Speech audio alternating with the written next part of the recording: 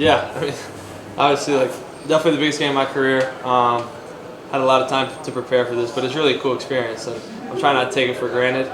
To make it to where we are now is kind of why I came to Notre Dame. Came here to compete, to make the college football playoff, and compete for a national championship. So we're one step closer. Prior to Friday, what's the coldest game you've ever quarterbacked? I played against Pitt. It was definitely in the teens, and we had like 25-mile-an-hour winds. So at Pittsburgh, so that was a pretty cold game. I imagine that'll probably be colder than it will be on Friday night. But I know Friday night will be a cold one. But I've played in plenty of cold games at this point. And what impresses you about Indiana's defense when you watch them on tape? I think they're really well coached, and they do a lot of different things defensively in the back, and then obviously up front in the run game, they have a lot of misfits within the box. So they're really well coached and disciplined and know what works. Doing two more, if you have it. So, graduate students, you mentioned taking finals. I know undergrads. I'm undergrad too. Oh yeah, I'm undergrad. Yeah.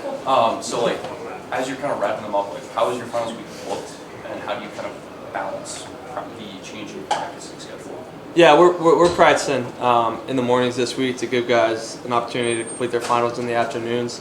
But the practice schedule really doesn't change. For me personally, I've been fortunate to have like papers and projects that I've been able to complete these past couple weeks. So no finals for me, but I know the rest of the no finals for me now. I finished them all, but I know these guys are going to be grinding their tails off on the court or on the field and in the classroom this week. When you hear that Indiana has such a great run defense, how do you as a guy that's mobile, how do you I guess the running back room kind of just disregard that and say we're gonna still put our heads down and run you over? Yeah, well, their big thing is having an extra hat in the box. Well, we can block that extra hat if we have the running back block him. So I don't know.